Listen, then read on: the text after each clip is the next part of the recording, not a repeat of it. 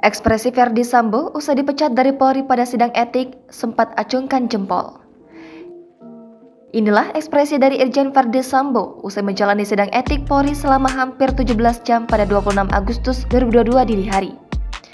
Sidang etik Verdi Sambo ini dilangsungkan atas dugaan pelanggaran kasus pembunuhan berencana Brigadir J. Irjen Verdi Sambo memilih bungkam saat keluar dari ruang sidang di gedung TNCC Polri pada Jumat 26 Agustus 2022 dini hari. Saat keluar, Verdi Sambo dikawal ketat oleh sejumlah personel BRIMOB bersenjata lengkap, serta dikawal oleh personel Propam Polri. Sambo langsung dibawa masuk ke dalam kendaraan taktis Korps BRIMOB dan dibawa ke tempat khusus Makobrimob Kelapa II Polri. Dalam sidang etik ini, Polri memutuskan untuk memecat Sambo secara tidak hormat sebagai anggota Polri. Atas putusan tersebut, Verdi Sambo memutuskan untuk mengajukan banding atas pemberhentian secara tidak hormat alias pemecatan dari Polri usai menjalani sidang kode etik. Terkait banding itu, Irjen Pol Dedi Prasetyo menyebut ex-Kadif Propam Polri Irjen Verdi Sambo mempunyai waktu 3 hari untuk mengajukan banding secara tertulis sesuai aturan yang ada saat dijumpai pada Jumat 26 Agustus 2022 dini hari.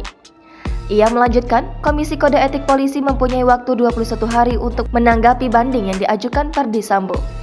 Lebih lanjut, Irjen Pol Dedi Prasetyo menyebut Verdi Sambo akan menerima hasil putusan banding yang diajukan dirinya.